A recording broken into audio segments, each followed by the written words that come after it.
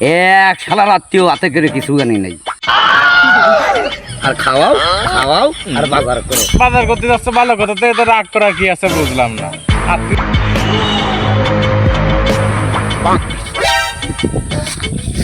আরে হে চাচা, হা এত জোরে আইটি কোনে যাচ্ছ তুমি? বুঝলাম না কি গো। আর বাবু যাচ্ছি বাজারে, বাড়িতে এক গাদি আত্মীয় স্বজন আছে। अच्छा মিজাজ খারাপ হয়ে যাচ্ছে, এত মানুষজন বাড়ি ফারালি চলে। হ্যাঁ, দিন গেলেই আত্মীয় স্বজনের আক্কেল জ্ঞান কিচ্ছু নেই। দল বান্ধি দৈনিক বাড়ি পর আসবি। আমরা মানে লঙ্গর খানা খুলেছি, এতিম খালা খুলেছি। হ্যাঁ, দিন গেলেই খালি মানুষ আমার বাড়ি পর আসবি। আমার আর কাম কাজ নেই, খালি ওই আত্মীয় স্বজনের দাওয়াত করে খাওয়াতে হবে। খালি নিয়ে এসে বাজার করো আর খাওয়াও খাওয়াও আর বাজার করো, এই লোক। তো বাপু আত্মীয় আইসে বাড়িটা বাজার করতে যাচ্ছে ভালো কথা, তো এত রাগ করার কি আছে বুঝলাম না। আত্মীয় আসলে কি মানুষ আমার রাগ করে?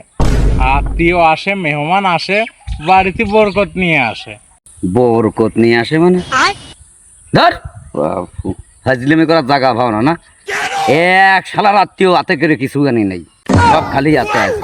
আর বরকত নেই, বরকত আনলে আমি হাতে দেখতাম না। একজনের হাতেও নেই, কারোর হাতেই নেই, বরকত নেই কারোর হাতে। শালার অশিক্ষিত চাচা, তোমার যে চাচা কব না কি কব, বরকত মানুষ হাতে ঘড়ি আনে নে। বরকত আল্লাহ তরফেতে আকাশেতে নাজিল হয়।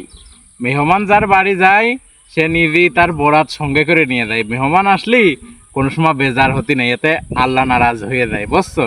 তাই খুশি মুখে মেহমানদের খাওয়াও, তোমার সংসারে বরকত আল্লাহ এমনি দিয়ে দেবে।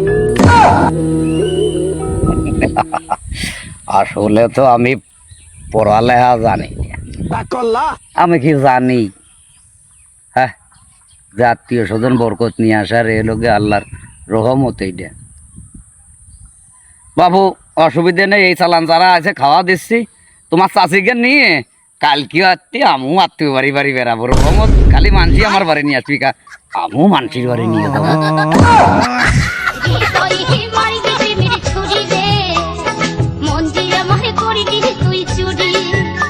It is.